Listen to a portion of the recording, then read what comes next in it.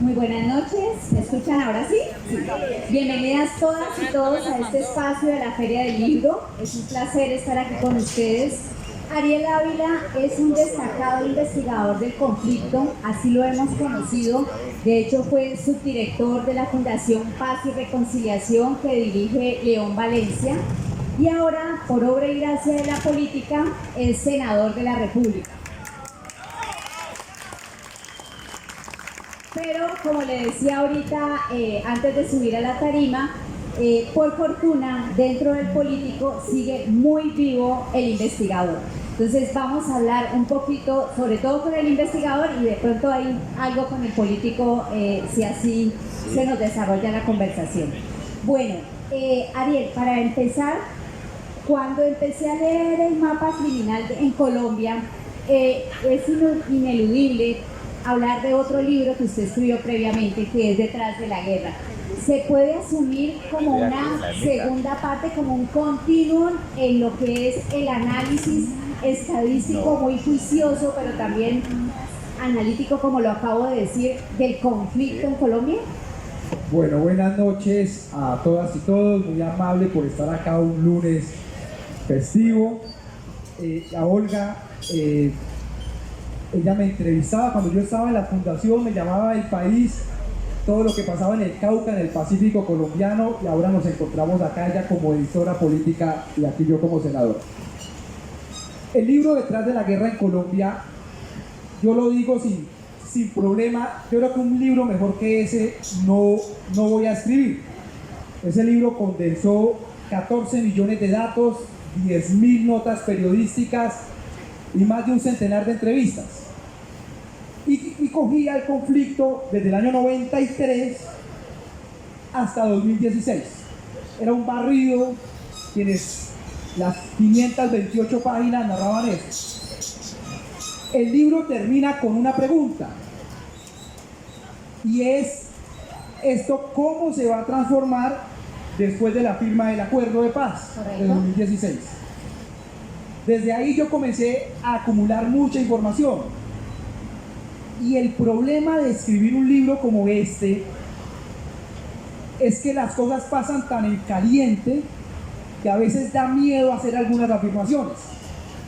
Ya ahorita vamos a ver las afirmaciones, a ver en cuáles acerté y en cuáles no. Entonces este libro coge desde el 1 de diciembre de 2016 y llega hasta inicios del 2022, con dos temas de fondo, que era lo que yo siempre preguntaba: ¿qué pasó en el mundo criminal después de la firma del Acuerdo de Paz? O en otras palabras, ¿cuál es el mundo post-FARC en todas esas zonas rurales? Primera pregunta. Y la segunda pregunta que este libro intenta resolver es: ¿cuál es el inventario de organizaciones criminales y sus modus operandi que atraviesa el país? Porque desde antes de la firma del acuerdo ya era muy claro que las cosas venían cambiando sustancialmente. Ahora de pronto lo vemos. Entonces este libro con estas dos preguntas. Entonces sí, es una continuación del de Detrás de la Guerra en Colombia. Ok, y para, digamos, terminar con la referencia al otro libro, me llamó también mucho la atención que el libro habla de guerra, Detrás de la Guerra, pero este es el mapa criminal en Colombia. Y de hecho hay una frase que usted acuña aquí, un término, digamos, y es el de la anarquía criminal. O sea, ¿por qué allá hablamos de guerra y ahorita pasamos a hablar de un mundo criminal? Uno de los grandes problemas cuando uno escribe un libro, ¿sabe cuál es? El título, que sea atractivo. En eso uno tarda más que la escritura del libro, debatiendo y tal. Este libro, yo le decía a Olga, claro, tiene como 12 conclusiones, pero este libro tiene dos grandes conclusiones de fondo. Y lo más importante de este libro es el subtítulo: La nueva ola de violencia y la paz total. Es decir, que por qué yo hablo de guerra y aquí de mapa criminal.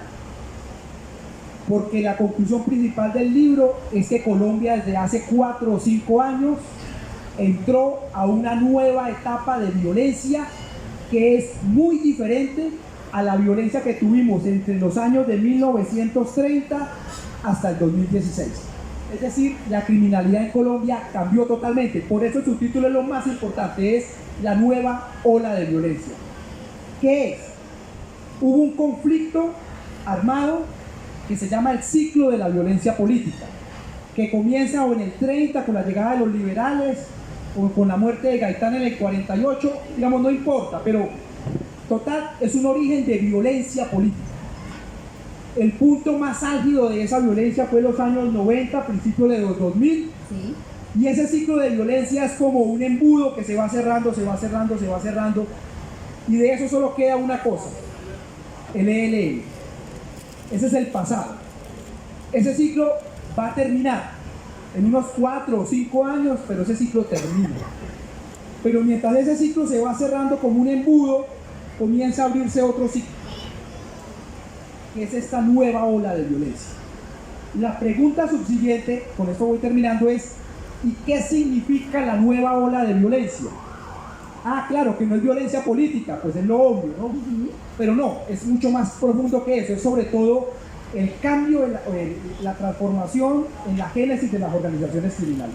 Claro, de hecho aquí en la página 106, lo tengo subrayado, usted dice, todo indica que Colombia va dejando la etapa de la justificación política de la violencia y pasa a una etapa de violencia criminal. Creo que es como la génesis, digamos, de lo que usted acaba de decir.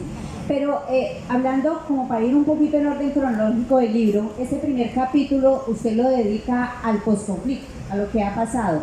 Y habla usted, pues reseña un poco, de acuerdo a las experiencias que ha habido en otros países, las etapas que vive una sociedad tras un acuerdo de paz. Hay una etapa de consolidación, otra etapa, y usted habla allí de unas victorias tempranas de paz, que eso es lo que se esperaría, que sería lo que tendría que darse, ¿cierto? Para que pueda hablarse de una adecuada, por decirlo así, implementación del proceso de paz. Allí, ha habido en su opinión victorias tempranas de paz después de la firma del acuerdo y cuáles serían? Mire, entonces, en teoría, ¿qué es lo que le dicen a uno que pasa? Se firma un acuerdo de paz, viene un periodo que en el libro se está narrado perfectamente, que es un periodo de anarquía criminal. Es decir, hay una implosión de organizaciones criminales en todos los antiguos territorios del grupo armado, en este caso de las FARC, como pasó con los paramilitares, Águilas Negras, Águilas Doradas, organizaciones Nueva Generación, Rastrojos, Machos, lo que llamaban en su momento Clan del Golfo, Autodefensas Gaitanistas. Cuando fue la desmovilización paramilitar nacieron 101 grupos. Cuando las FARC salen, surgen más o menos 36 grupos. Eso es esperable que pase, o sea, uno dice, eso es esperable. Ese periodo de anarquía criminal, en teoría, debe durar entre 3 a 4 años. Es lo que dice la teoría siempre. Uno va a la República Democrática del Congo, a Sierra Leona, a los Balcanes, eso dura 3 o 4 años. ¿Qué se da cuenta el libro? Que han pasado 6 o 7 años y ese ciclo de anarquía criminal no acaba. ¿Qué es la anarquía criminal? Una multiplicidad de grupos, todos iguales de fuertes o iguales de débiles, y nadie gana la guerra. Nadie gana la guerra. Con la desmovilización paramilitar la guerra la ganaron los rastrojos y los urabeños, pero aquí nadie gana la guerra. Entonces la violencia se degrada. Cuando una violencia se hace muy larga, la conclusión es que se degrada. Por eso ustedes ven otra vez que decapitan la gente, la descuartizan, las casas de pique, o sea, ustedes ven otra vez en la degradación. Y ahí vamos directamente a la respuesta. Entonces, la anarquía criminal, que es lo que hoy en día estamos viviendo, que es esta explosión de organizaciones criminales, trae una consecuencia adicional. Y es que los índices de violencia comienzan a aumentar nuevamente. ¿Qué es lo que estamos viviendo? Comienzan a aumentar. Eso se mezcló con una crisis de la seguridad urbana, que no era normal. Es decir, la crisis de seguridad que vive Cali hoy día no se debe a la firma del acuerdo de paz, o sea, no son los desmovilizados los que roban celulares en el lío, Los que generan violencia. pero como hay una crisis de seguridad rural y seguridad urbana, la gente mezcla todo y temas como Bukele comienzan a hacer mucho efecto en la política colombiana. Y ahí lleva a otra situación que es aún más compleja, y es que la proliferación de estas estructuras es el libro lo narra como una tormenta perfecta, de una mezcla de tres cosas: una explosión de las economías ilegales. Yo les quiero decir esto a ustedes: yo en 2011 compré dólares a 1.800 pesos, ¿cierto? El año pasado estuvo a 4.500 pesos. Si usted tiene un campesino que le pagan 1.200 pesos por un gramo de pasta a base de coca en el Bajo Putumayo, en Puerto Asís, y por obra y gracia del Espíritu Santo, de la revaluación del dólar, eso sube a 1.800 pesos, lo lógico es que hay una explosión de la siembra de coca. Eso no fue, ahora claro, eso fue en el gobierno Duque, pero le pudo haber pasado a Fajardo, a Vargas Lleras, a Petro. Eso era incontrolable, o sea, hubo unos fenómenos que eran incontrolables. Uno. Dos, que esto sí está muy narrado en el libro, el gobierno Duque tiene mucho culpa en esto. O sea, el uribismo se dedicó a intentar revivir a las FARC, con las objeciones a la JEP, para que la mayoría de la reincidencia obedece al tema de inseguridad jurídica. Ese es el segundo fenómeno, o sea, una explosión de economías ilegales, una estrategia política para revivir a las FARC y volver a causar miedo. Aún hoy en día muchos congresistas llaman a las disidencias las FARC, como queriéndole dar estatus político, que es una cosa de las más absurdas que yo veo. Claro. Y el tercer fenómeno, además de esos dos, es que no hubo una estrategia de copamiento territorial de las zonas que eran de las FARC. Esas tres cosas se mezclan en una tormenta perfecta, y es lo que tenemos hoy en la crisis de seguridad rural. Exactamente, y es tan dramático que lo narra usted ahí en el libro, como en algunos territorios la gente que necesitaba un minuto, comprar un minuto de celular, ¿lo paga con qué? Lo paga con ¿cómo se llama? Pasta de coca.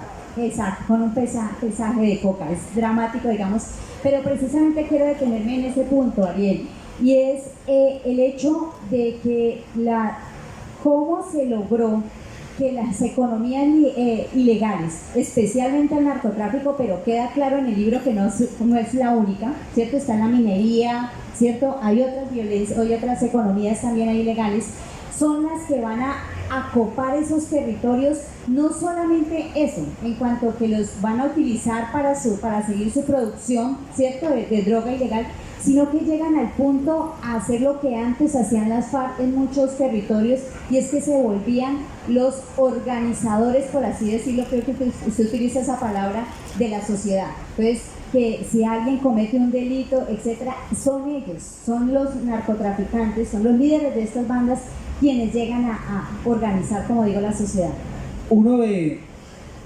Mi carrera como investigador arrancó sobre todo estudiando el Caguán y la zona del Bajo Putumayo, todo digamos, lo que es Puerto Asís, Puerto Leguízamo, San Miguel, Valle del Guamués, toda esa zona es donde yo arranqué la investigación. Entonces les cuento esta anécdota para poder explicar eso. Las FARC firman en 2016 y el Frente 48 se concentra. Los narcotraficantes, sobre todo caleños, llegaban hasta Puerto Asís.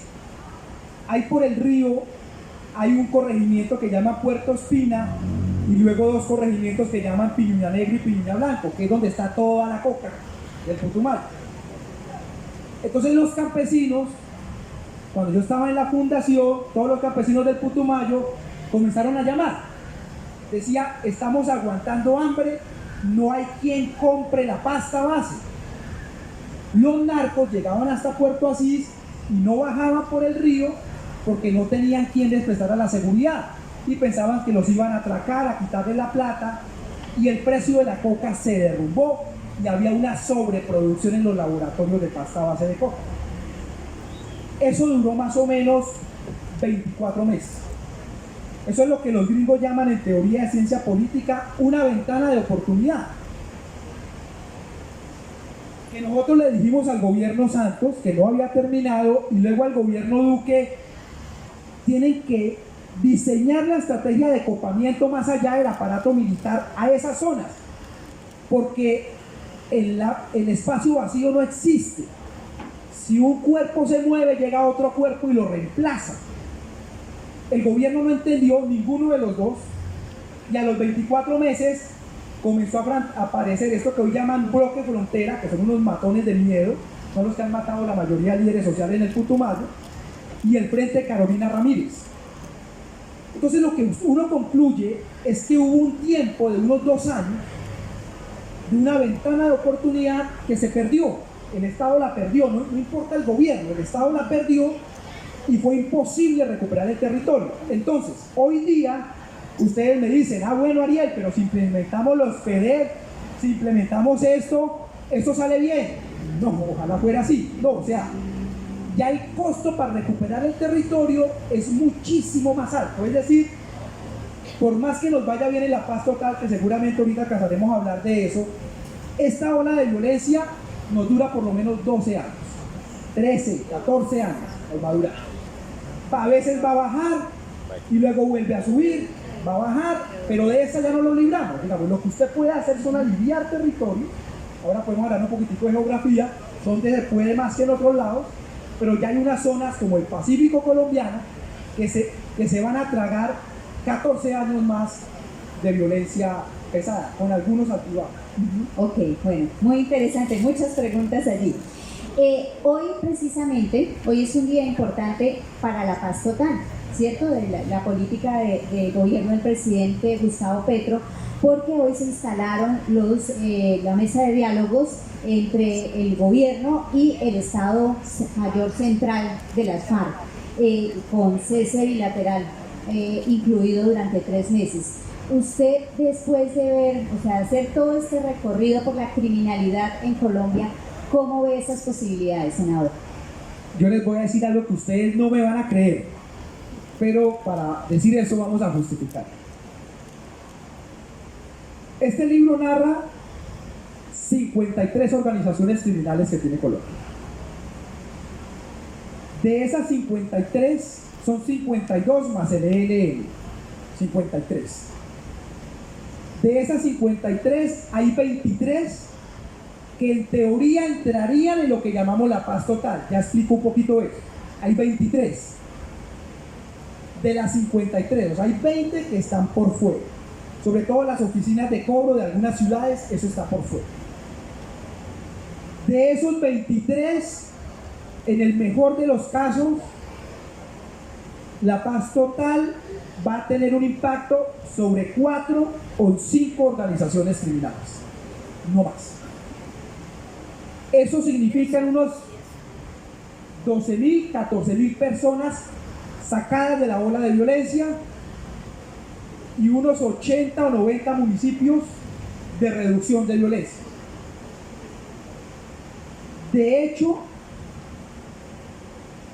el único proceso de paz que tal vez pueda acabar el gobierno Petro es el que está hoy con las disidencias del Estado Mayor.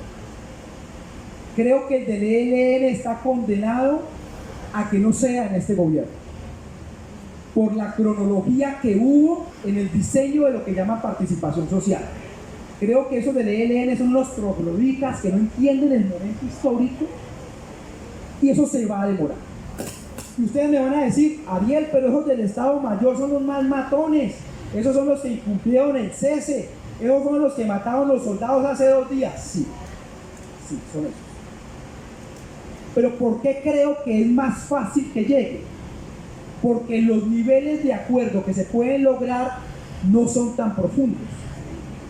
Básicamente es un otro sí, llamémoslo así, al acuerdo de La Habana. En cambio, con el ELN es un diseño institucional nuevo. Y con organizaciones criminales, nosotros vamos a firmar con 3 o 4. Chotas y espartanos de Buenaventura, lo cuento como uno, es un firma. Las autodefensas conquistadoras de la sierra firman. Además porque si no firman los van a barrer, el Clan del Golfo va a masacrar a toda esa gente en la Sierra Nevada de Santa Marta, ya hay combates, por eso es que ellos quieren firmar ya. Parte de la oficina o antigua oficina de Envigado, eso firma, y un sector del Clan del Golfo, eso firma. Yo creo que todo lo demás no firma. Ahora a mí me dicen, pero eso no es todo, pero es mucho. Claro, claro que sí. Es decir, es mucho. Uno quisiera que fuera todo, yo quisiera ser lindo y rico, pero no puedo, ¿cierto? La vida me trajo así. Entonces uno dice, no, pues yo también quisiera que fueran las 23, obvio. Sí, claro. Pero no, en todo caso, lograr acuerdo con estas sí es una base muy importante para varias regiones del país. Ya. A ver, pero vamos entonces sí, por partes. Hablemos, quedémonos un poco en el estado mayor de las FARC, ¿cierto? Las disidencias. Primera pregunta, después de todo este recorrido que usted hace por la geografía criminal, digamos, en Colombia, ¿cuáles son esas, en este momento, las regiones de Colombia, para hablar en positivo, que se verían más beneficiadas con un eventual acuerdo de paz con ellos? La disidencia del Estado Mayor Central opera en 134 municipios. De esos 134 va a haber un alivio duro en unos 60, porque en los otros hay otros grupos. Entonces una vez ellos se vayan, pues hay un copamiento inmediato. Esos 60, ¿dónde están ubicados? En el suroccidente colombiano y parte del departamento del Cauca y 2 o 3 municipios de Antioquia. Entonces, ¿qué se vería beneficiado? El Caquetá, donde tenemos la extorsión además disparadísima. ¿Qué se vería beneficiado? Guaviare, Baupés, un sector del Alto Putumayo o el Sibundoy, parte del norte del Cauca, pero más que todo el oriente caucano, la zona de tierra adentro, y pare de contar. En lo demás, pues ellos se pueden ir, pero digamos, la disidencia del Frente 30 se va y el ELN copa la provincia. En el caso de la disidencia del Argelia Cauca, se van ellos y el ELN copa en una semana, debe copar. Entonces hay zonas donde la ventana de oportunidad va a ser muy pequeña, como otras donde va a ser más grande. Senador Ariel Ávila, siendo un poco abogado del diablo, por así decirlo, cuando uno lo escucha hablar usted y uno dice, entonces, ¿para qué? ¿Sí? Entonces, hagamos un poquito de pedagogía para la paz. Entonces, ¿para qué lograr esa paz? ¿Para qué? Sí, y hablemos, y lo quiero situar específicamente en la zona del Cauca, que la menciona usted y también lo desarrolla acá, donde nosotros pudimos durante más o menos año y medio antes de la firma del acuerdo de paz y un poquito más, por ejemplo, pudimos volver a Silvia Cauca, que es un lugar hermoso. Ya no, o sea, esto está todos contra todos, como usted lo dice, ¿cierto? Disidencias, ELN, otros grupos también están allí. Entonces, ¿cuál es el objetivo? ¿Qué ganar? ¿Cómo más bien le cambio la pregunta? ¿Cómo lograr construir una paz en un sector específicamente como el Cauca y específicamente el norte del Cauca, que lo tenemos aquí en las goteras de Cali? Mire, yo les digo una cosa sobre el Cauca. Así firmemos el acuerdo con el Estado Mayor Central, con el autodenominado Estado Mayor Central, yo creo que Cauca no se salva de esta nueva ola de violencia. Yo creo que rápidamente en el norte vuelven y copa. Yo no veo que se salve. ¿Por qué no se va a salvar? Porque hay dos problemas de fondo. Están en un perfecto corredor de tráfico de drogas y el Estado no ha encontrado un diseño institucional para esas zonas indígenas. Entonces, no hay cómo. Pero, a ver, así, ¿para qué hacemos esto?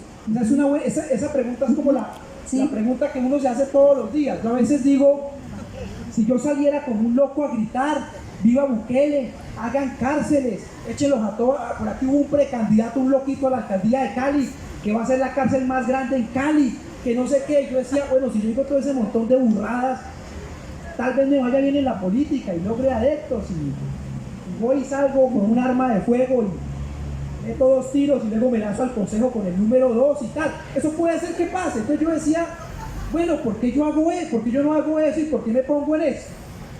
No, esa es una pregunta seria. Y hay dos respuestas.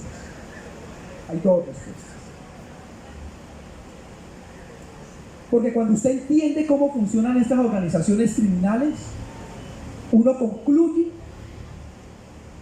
que esto no es únicamente un problema de seguridad. O sea, usted esto no lo va a solucionar ni con más pie de fuerza, ni construyendo cárceles, ni nada. Si usted mete 10.000 policías más al Cauca, mete 3 cárceles y tal, usted baja la violencia por 2 años. Van a verlo El Salvador con Bukele. 2 o 3 años eso va a caer así y luego otra vez va para arriba. Porque usted no está solucionando el problema de fondo. ¿Cuál es el problema de fondo? La arquitectura de las economías ilegales. Entonces, la primera pregunta que uno se puede hacer es estar otra vez en un círculo vicioso sin poder solucionar los problemas de fondo. Entonces, esto no es un problema únicamente de seguridad pura y dura. Y lo segundo, porque yo sí creo que nos podemos ahorrar muchas vidas, muchas. Es decir, si uno logra sacar 18.000 personas de esta ola de violencia, aliviar esto en unos 120 municipios, yo sí creo que esto le vamos a aliviar la vida a centenares de miles de personas. Yo les digo una cosa, miren, vayan a Páez, Cauca, al oriente, eso no es el norte, vayan al oriente. 73 niños reclutados indígenas en 1 año y medio. Vayan a La Plata, Huila. Hay 2 veredas. Yo fui con la Comisión de Derechos Humanos, eso lo cubrió el país. 2 veredas no los dejaron salir. Vayan al Urabá, vayan al Catatumbo. Es que uno desde las ciudades, uno va diciendo cualquier bestialidad. Pero vayan de las comunidades para que vean cómo es eso. Entonces yo digo, esos podemos ahorrar. Ahora, y con esto termino, que yo creo que es la conclusión de fondo. Iván Duque,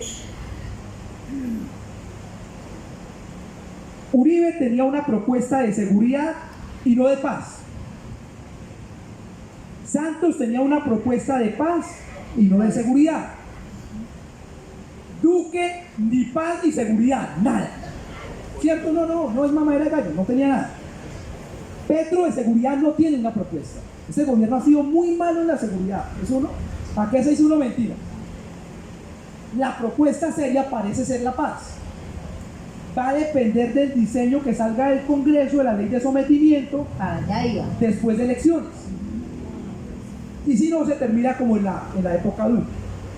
Entonces yo lo que pregunto es, el problema que tiene Colombia hoy día es un problema de su política de seguridad, no de la política de paz. Entonces, ¿por qué le echan la culpa a la política de paz? Es que es ilógico. A mí me dicen, Ariel, es que esto es problema de la paz total de Petro, pero eso no existe, hermano. ¿Para qué le echan la culpa a algo que no existe? La ley de sometimiento no existe. Y ya la acusan de cosas no existiendo. El problema no está ahí. El problema está en la política de seguridad. Y eso es un error en el que caen la oposición y el gobierno. Yo le he dicho al gobierno, si ustedes no solucionan el problema de seguridad, por más buenas leyes que hagamos, no se va a someter nadie. Nosotros no estamos tratando con ositos cariñositos. A la gente hay que someterla con una política de seguridad dura. Ahora, no con locuras como Bukele, acabando el diario El Faro, que lo tuvo que sacar de El Salvador y demás, y hay gente que dice que eso es bueno.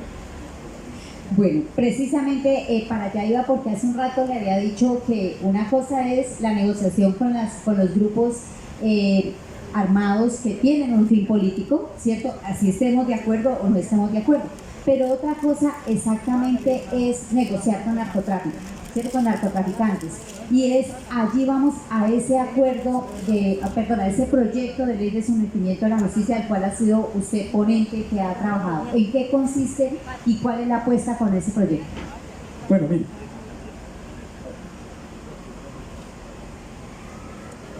El sometimiento a la justicia en Colombia, ¿qué es someter a la justicia?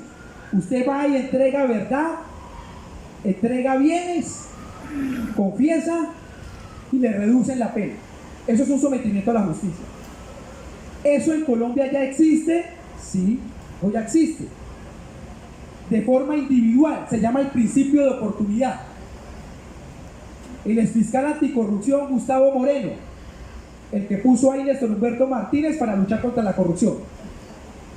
El tipo se confiesa Dice, sí, yo hice torcidos y ya está por fuera de la cárcel y ahora funge como periodista.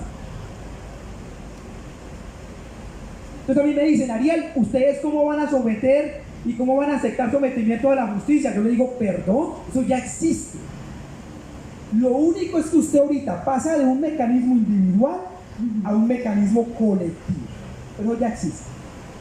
Segundo, el sometimiento a la justicia que ya existe no es ni una justicia transicional, ni nuevas instituciones transicionales, ni mecanismos alternativos de justicia.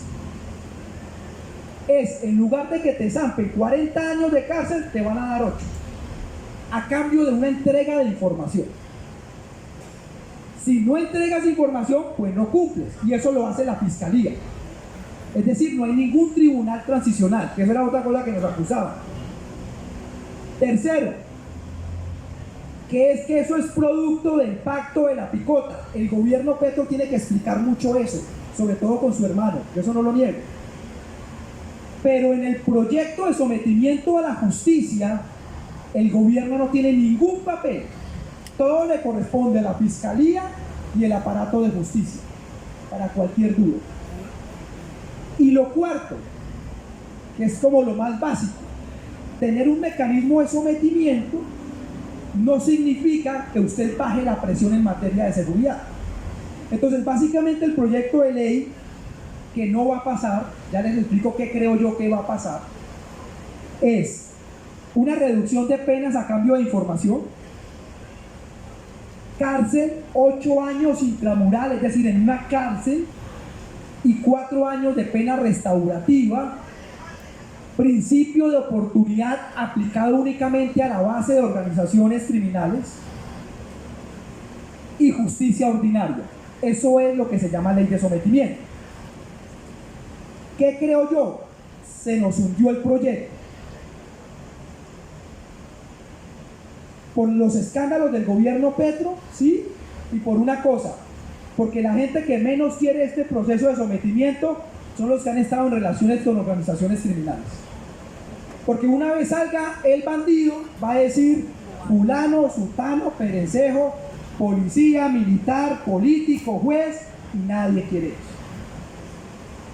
Entonces se nos hundió. El alto comisionado ha hecho una propuesta que es volver a rehabilitar la ley de justicia y paz, que fue la que sirvió para la desmovilización paramilitar.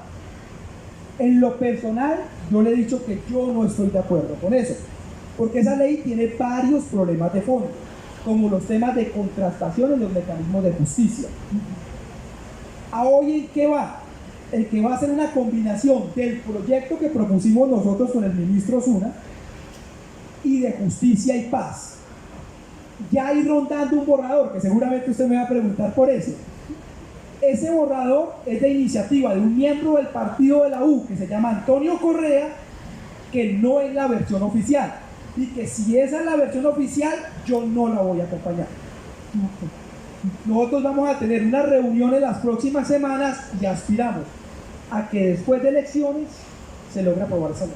Ok, bueno, volviendo al libro, el recorrido que usted hace por los lugares más afectados por la violencia en Colombia, quiero que nos hable un poquito precisamente de Tibú, que se ha vuelto ahorita, pues digamos que ahorita está en la meca, por así decirlo, los procesos de paz del que se inició hoy, pero también es una meca de la violencia. Cuéntenos un poco, y de ahí todo lo que se irradia a su alrededor, qué es lo que está pasando hoy en día en Tibú. Mire, básicamente Colombia, esta ola de violencia, esta nueva ola, tiene 3 territorialidades. Todo el Pacífico colombiano, desde Río Sucio, Chocó, hasta Tumaco, el corredor de los sures, que es Urabá, sur de Córdoba, sur de Bolívar, Catatumbo, y la parte del suroriente colombiano. Eso es como que esos municipios se llevan la mayoría de la ola de violencia. Uno de los epicentros es la región del Catatumbo y Tibú, pues que Tibú no hace parte del Catatumbo, pero pues está al lado. Ahí pegadito. Ahí pegado, que es donde se instaló la mesa.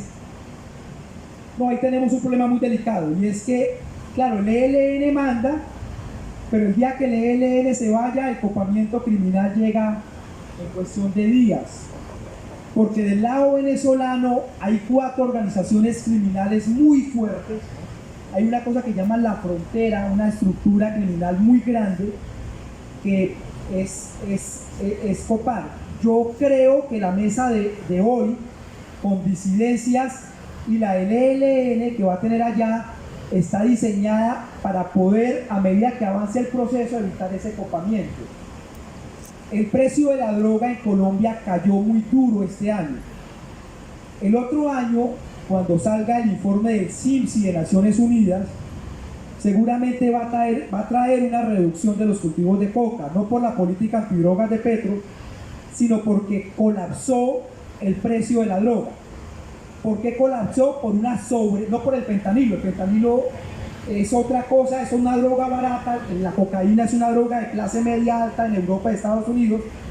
Colapsó por una sobreproducción en Colombia, Perú y Bolivia.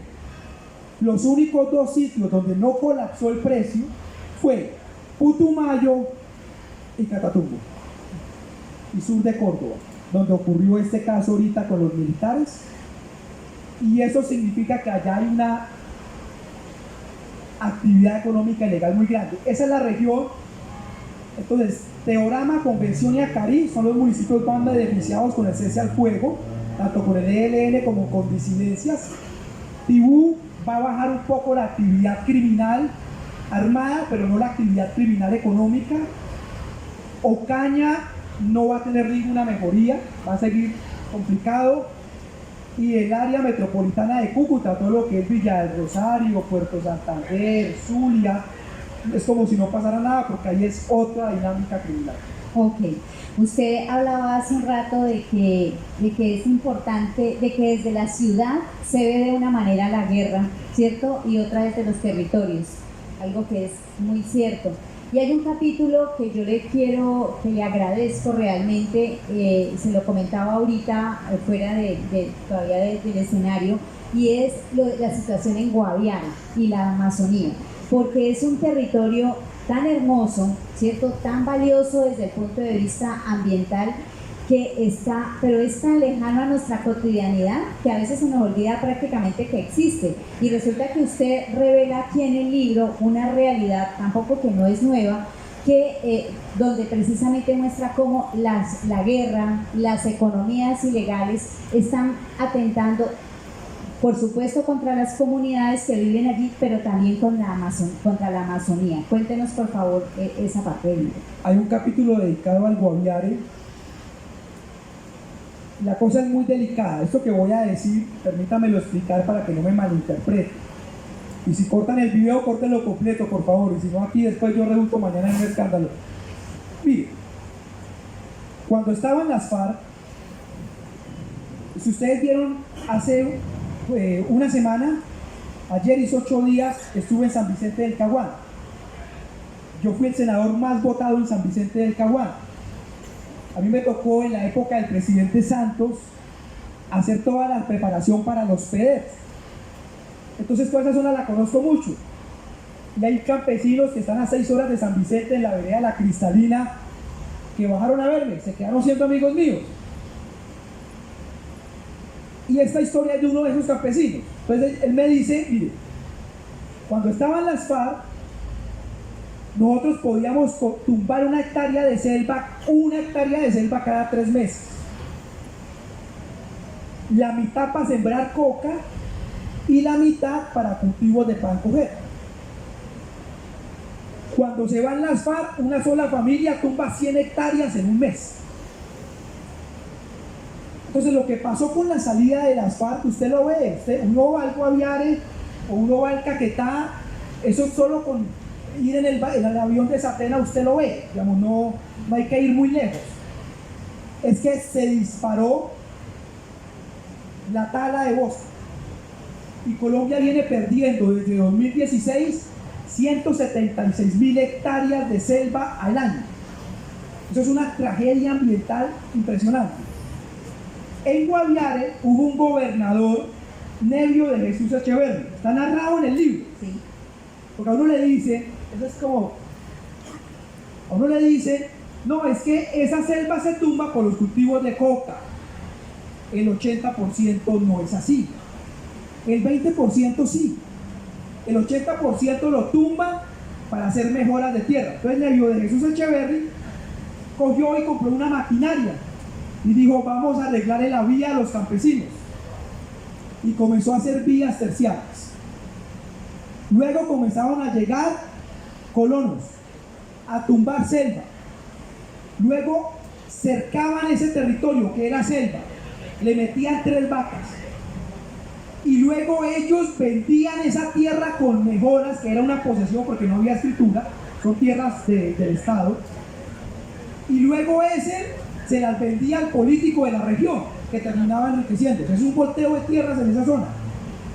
Entonces la gran tragedia ambiental que está viviendo Colombia es un acaparamiento de tierras en toda la Amazonía, que tienen que ir para que vean la tragedia que está pasando. De hecho, la propuesta que nosotros le hicimos al gobierno Petro, que yo se la escribí y que no fue tenida en cuenta, es que se creara una fuerza, una task force para el tema de delitos ambientales y particularmente el tema de tala de selva. Y que el encargue de la policía, en lugar de tenerlo arrancando matas de coca, que no se puede contratar otra gente, lo tuvieran para proteger la selva, porque sí, la tragedia es muy grande. Entonces yo sí les recomiendo que se lean el capítulo del Guaviare. Ahora, yo con esto no estoy diciendo que las FARC eran conservacionistas, o sea, no me malinterpreten. Eran conservacionistas pues porque los árboles les interesaban para que no los bombardearan, que eso es diferente. Sino que no hubo una estrategia, vuelvo y repito, de copamiento territorial en esas zonas. Entonces yo espero que con lo del ELN, y si sale lo del Estado Mayor Central, esa estrategia de copamiento sí existe. Es la gran falencia. No llegó el Estado a los lugares de donde salieron las FARC. Bueno, me dicen que ya abramos el espacio para las preguntas, así que si hay alguien que quiera hacerle alguna pregunta al senador. 3 preguntas seguidas vamos a escuchar y el senador Ariel Ávila las responde. Pregunta tiene que ver cuando Ariel habla del Ejército de Liberación Nacional, que dice que su posición es anacrónica. Desde que yo conozco en todos los acuerdos que se han tratado con el ELN, siempre ha hablado de la participación de la sociedad civil, de nosotros, que somos la sociedad civil, y en ese sentido, esos acuerdos con la participación de la sociedad civil, para mí, le daría más peso para que el acuerdo se cumpla, porque muchas veces cuando la FARC, todos los acuerdos no se han cumplido, y allí de pronto no estarán de acuerdo conmigo, pero por ahí salieron las disidencias y también con el trampamiento que le hicieron a Jesús Santillán en ese momento. Entonces lo del ELN me parece que ¿qué respuesta tienes en que la sociedad civil sea participante y le dé peso a ese acuerdo? Bueno, va a responder de una vez el senador esa pregunta. A ver,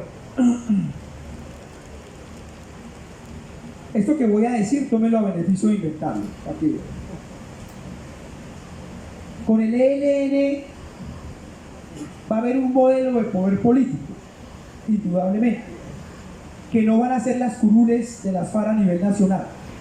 Hay que ser muy creativos, y el secreto de esto se llama poder local. Y ese poder local requiere unos niveles de participación de la sociedad civil, ¿de acuerdo? ¿Cuál es mi preocupación con el acuerdo firmado o con la agenda firmada? Es que el diseño de la participación es un diseño de 1 año y medio, más o menos. Contemos 1 año y medio desde hoy.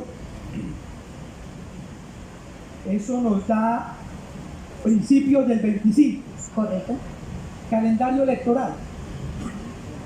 Y ya nosotros con el presidente Santos supimos Ya aprendimos la lección. que es coincidir calendario electoral con firmas de procesos de paz. Esa vaina nos sale mal. Ya en eso estamos curados. Entonces, yo el miedo que tengo es que el ELN desaproveche una oportunidad. Pero entiendo que el diseño de la sociedad civil hay que hacerlo. Y hay que ser muy creativo. Yo no yo ya creo saber cuál va a ser la fórmula de poder local, no la voy a decir, pero es totalmente diferente a lo que ha pasado, totalmente diferente, y para eso hay que tener mucha creatividad. Pero yo le digo una cosa, hombre, yo espero equivocarme. Yo espero que esto dure menos de 1 año y medio, que esto en 8 meses lo tengamos y que podamos salir adelante. Espero equivocarme, pero el diseño del cronograma es lo que me preocupa sobre todo. Bien, otra pregunta. Muy buenas noches, senador, y muchas gracias por su trabajo en el ámbito investigativo y político para Colombia. Bien, en el mismo sentido, donde usted menciona que no se va a lograr la paz con el ELN en este gobierno, ¿hasta qué punto sí puede llegar este gobierno? Es decir, ¿qué tan fuertes bases puede sentar para en un siguiente gobierno o dos poder hacer el acuerdo con el ELN? ¿Y qué debe hacer este gobierno para mejorar la seguridad? Yo lo que estoy diciendo es, si el cronograma que está se mantiene, va a ser muy difícil llegar a una firma con el ELN en este gobierno.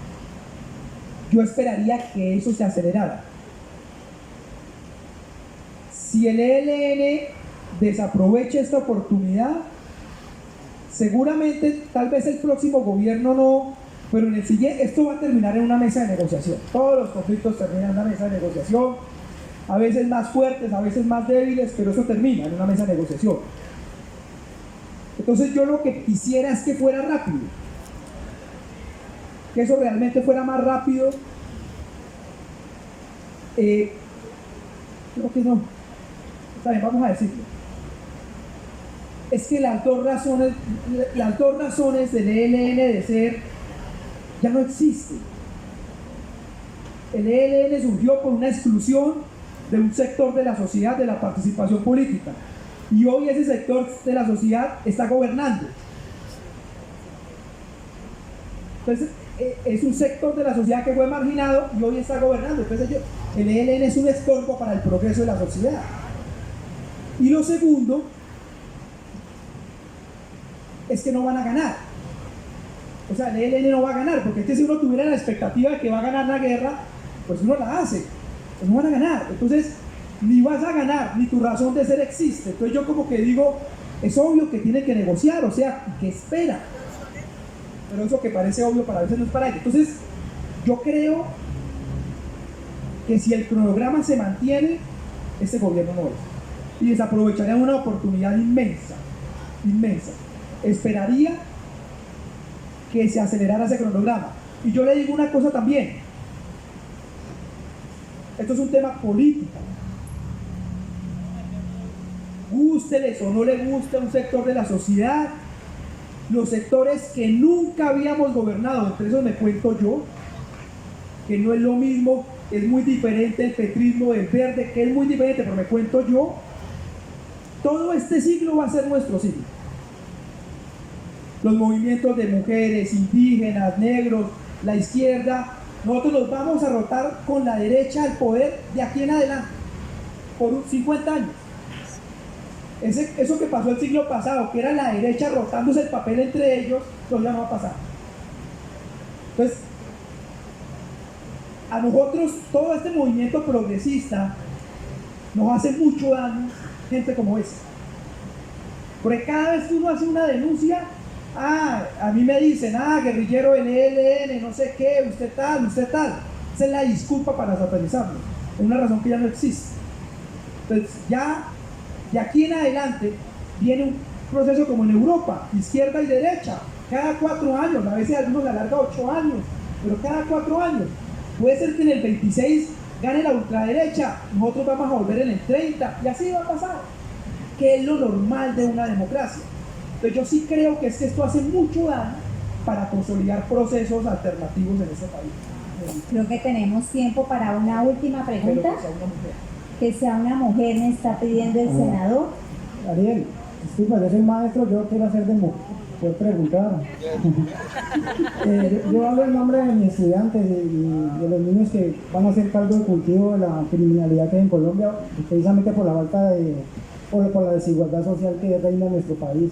Tú hablas que la posibilidad era la seguridad y la paz, y no hablaste de inversión social. Ahora que estás en el Congreso, ¿qué posibilidades reales tenemos de que las reformas propuestas vayan a pasar? O sea, tú ahora estás allá dentro, ¿nos puedes explicar? Porque yo, por ejemplo, tengo desesperanza al saber de que todo está haciendo por la acá, y estas reformas propuestas de salud, de educación, impuestos, ¿van a pasar o no? ¿Qué sabes? Yo respondo a esta pregunta y nos toca terminar porque a las 7:15 ya son las 7:16 y tengo que salir volando para el aeropuerto. A ver, 3 minutos. El gobierno presentó 30, eso no es del libro, pero aquí respondo. El gobierno presentó 36 reformas. De esas han pasado 5. Plan de desarrollo, Escazú, reforma tributaria, ley de paz total, y hay otra. Quedaron 31. De esas 31 van a pasar 6. Todo el resto se une. De esas 6 o 30 o 20, 24 o 25, las de mayor polémica son 4: salud, laboral, pensiones y sometimiento. Salud, yo creo que no pasa. Si llega a pasar en Cámara, pasa el 30% y en Senado la terminan de tumbar.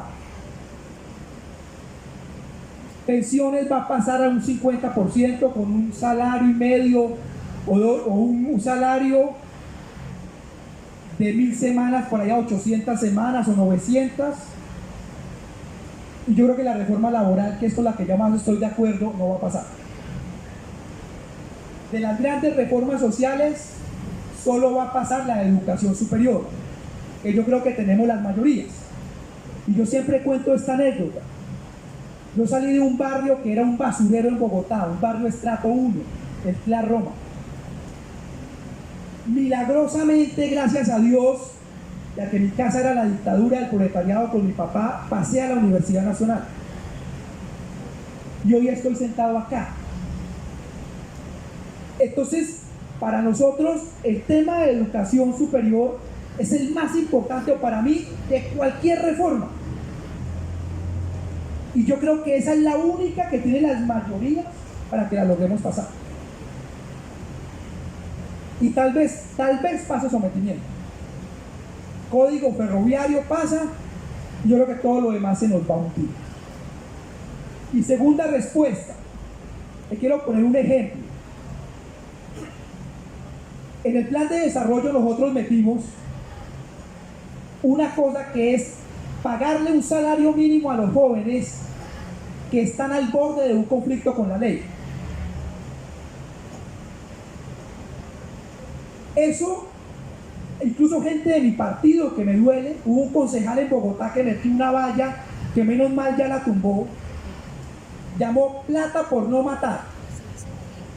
Y el cuento que tienen es que le van a pagar a los ladrones, es que le van a pagar un salario mínimo a la gente que roba y no a los trabajadores.